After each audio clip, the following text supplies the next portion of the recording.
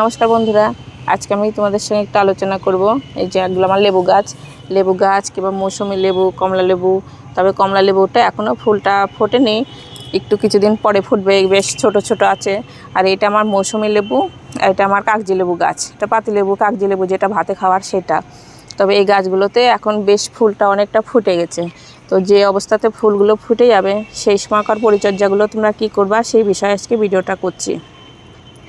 যে কোনো গাছে ফুলটা যখন ফুটে যাবে তখনকার পরিচর্যাটা কি তোমরা দেখো। এখন যেখানে তোমাদের শীতের বাগান আমাদের এখন প্রায় শেষের দিকে, তাও যেখানে হয়তো তোমাদের সারাদিনের ফুল থাকে সেই ফুলের কাছে কিন্তু গাছগুলো তোমরা রেখে দিও। তবে এই যেই সময় হয়তো ফুলগুলো ফুটে যাবে সেই সময় কি করতে হয়, গাছগুলো বেশি সরানোরা করতে হয় না। হয়তো লেবু গাছগুলো তোমরা যেখানে রাখো সেখানে কয়েকটা ফুলের গাছ তোমরা সাইড দিয়ে রেখে দিও। তাহলে কি হবে, ফুল গাছে যে মৌমাছি প্রজাপতি এসে কিন্তু ফুলেতেই বেশিরভাগ বসে আমাদের। তো ওই ফুলে বসে সেই পরাগায়নটা সেটা হয়ে যায়, পলিনেশন যেটাকে বলে সেটা হয়ে যায়। আর যে কোনো জায়গাতে হয়তো দেখবা তোমরা যে কোনো ফুলের গাছ টাছ নাই, সেই জায়গায় কিন্তু খুব একটা প্রজাপতি মৌমাছি সেরকম কম দেখা যায়, খুব একটা দেখা যায় না। যেই জায়গায় তোমাদের গাছগুলো আছে সেইখানে যদি কয়েকটা ফুলের গাছ রাখো সেটা বেশি একটু ভালো হয়। আবার আর একটাও করতে পারো তোমরা, সেটা অনেকে করে কি না ঠিক জানি না। তবে এই সময় যদি ভালো মধু তোমরা পাও, আম বাগানে এই সময়কে খুব একটা অনেক সময় দেখা যায় মুকুল আসে।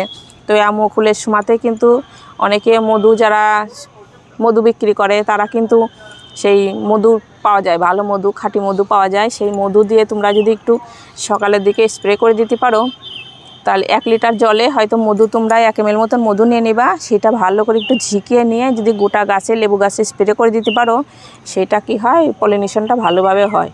সেটা ঘরোয়া পদ্ধতিতে সেটা খুব ভালো হয়।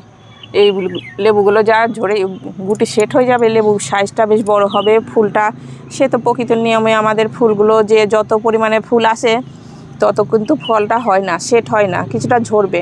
তাও তোমরা যদি একটু কিছু করে দিতে পারো, মধু স্প্রে করে দিতে পারো। আবার হয়তো একটু যেখানে অনেক ফুল টাল থাকে সেই জায়গাতে তোমরা যদি গাছগুলো রাখতে পারো, সেটাতেও পলিনেশনটা খুব ভালো হয়, ফলের পরিমাণটা তখন বেশি হয়। তো একটু মধু তোমরা ভালো খাঁটি মধু যদি পাও সেটাও তোমরা স্প্রে করে দিতে পারো। 1 লিটার জলে 1 ml মতন ভালো মধু নিয়ে গোটা গাছে স্প্রে করে দিয়ে তোমরা ভিজাই দেবা। এটা একটু সকালের দিকে করো, তাহলে তোমাদের পলিনেশনটা বেশ ভালো হবে। আর যে সময়তে গাছে ফুল থাকবে সব সময়তেই মাটিটা যেন একটু ভিজে থাকে, মাটিটা যেন না শুকিয়ে যায়। এইটাই আমার একটু শুকিয়ে গেছে, তাও টবের মাটি। তবে বেশি শুকায় গেলে কিন্তু ফুলগুলো আমাদের ঝরে যাবে। এই সময়টা তোমরা একটু লক্ষ্য রেখো। একদিন ভুল করেও যদি একদিন তোমরা জল দিতে ভুলে যাও, তাহলে কি হবে, এই ফুলের পাপড়িগুলো এই বুটার থেকেই পুরো খসে যাবে, ফুলগুলো বুটার থেকে পুরো খসে যাবে। তো জলটা তোমরা ঠিকঠাকভাবে দিও।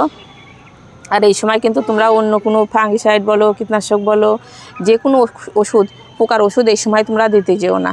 সে পোকা যদি হয়তো দেখছো যে গাছে পোকা লেগেছে, পোকা বলতে কি আমাদের এই কচি কচি পাতাতে সে এখন শোয়া পোকার মতন একটা পোকা, কালো কালো ধরনের, সেই পোকাগুলো লাগে। কিন্তু সেই পোকা মারার ওষুধ তোমরা কোনো ওষুধই দিতে যেও না।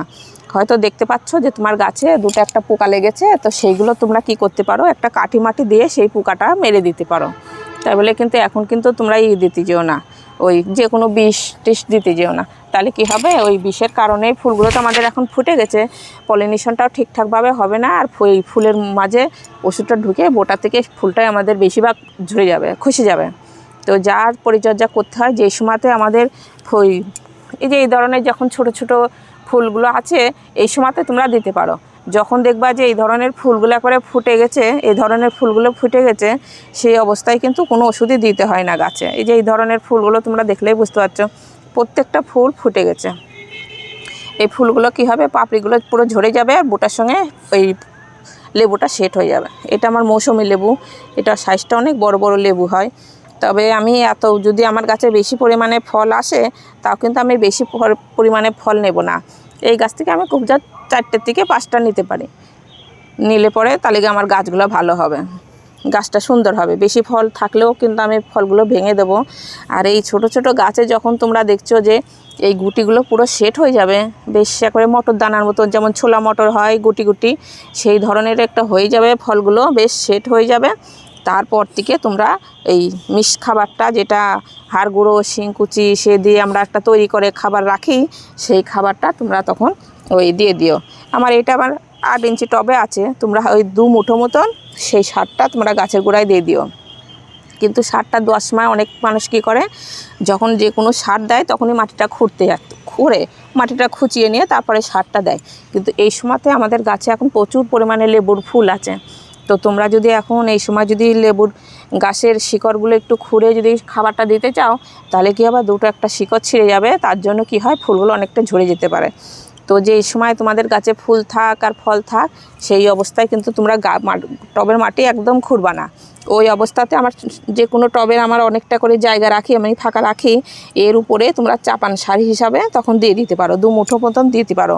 খুব বেশি দরকার নাই, 2 মুঠো মতন এই সারটা তোমরা দিয়ে দিও, জৈব সারটা। আর এই সময়তে রাসায়নিক সার, কোনো সার তোমরা দিও না। রাসায়নিক সার দিলে পরে কি, রাসায়নিক সার একটু ভুলের কারণে আমাদের অনেক ফুল টুল ঝরে যায়। তবে রাসায়নিক সার তখন তোমরা ভালোর জন্যে গাছটায় দিবা, তখন উল্টো খারাপ হয়ে যাবে। ওই জন্য কী দরকার, রাসায়নিক সারটা তোমরা দিও না।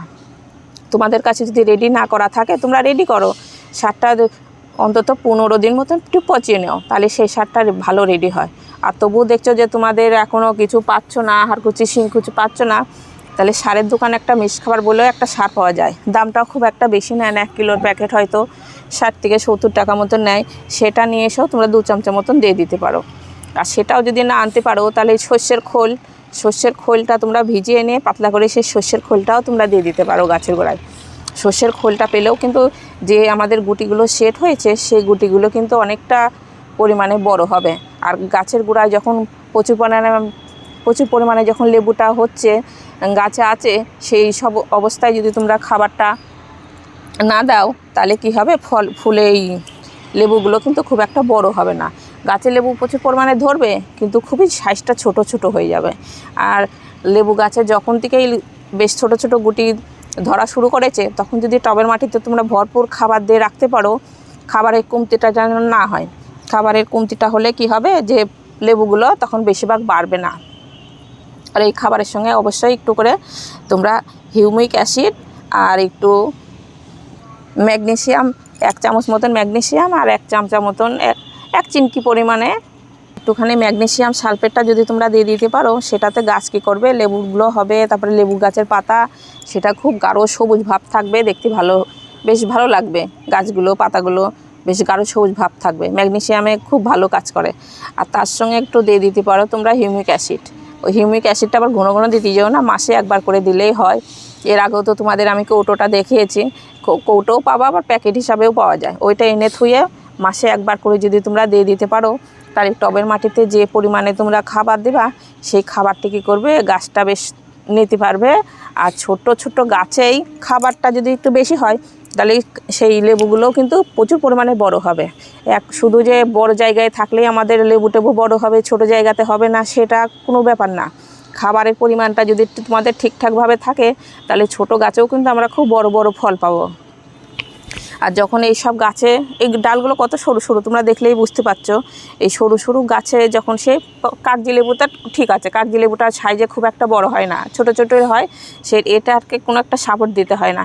কিন্তু এটা আমার মৌসুমি লেবু গাছ, এর সাইজটা খুব বড় বড় হয়, এই এত বড় একটা মৌসুমি লেবু হয়, অনেকটা বড় বড় সাইজের।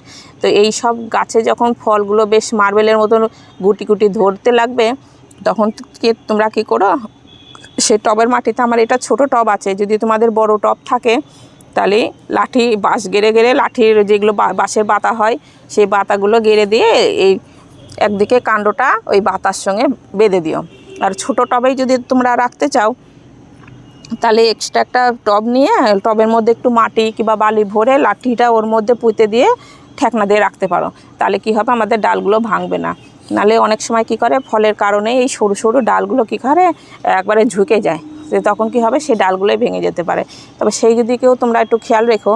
হয়তো যে টবে তোমাদের গাছটা আছে, সেই টবে আর লাঠি পোঁতার দরকার নাই, ঠিক আছে, কিন্তু এই ধরনের আমাদের ছাদ বাগানে কত ছোট ছোট এই ধরনের টব থাকে কিংবা প্যাকেট থাকে, প্যাকেটের মধ্যে লাল বালি ভরে দিয়ে লাল বালির মধ্যে একটা লাঠি গেড়ে দিয়ে তখন তোমরা একটু এই ডালটা বেঁধে দিতে পারো, তাহলে তোমাদের গাছটা খুব সুন্দর থাকবে। আর এই সময় জলটা কিন্তু অবশ্যই একটু খেয়াল রেখো। তাহলে এইভাবে পরিচর্যা করো, তোমাদেরও গাছ সুন্দর হবে। ভিডিওটা এখানে শেষ করছি, নমস্কার।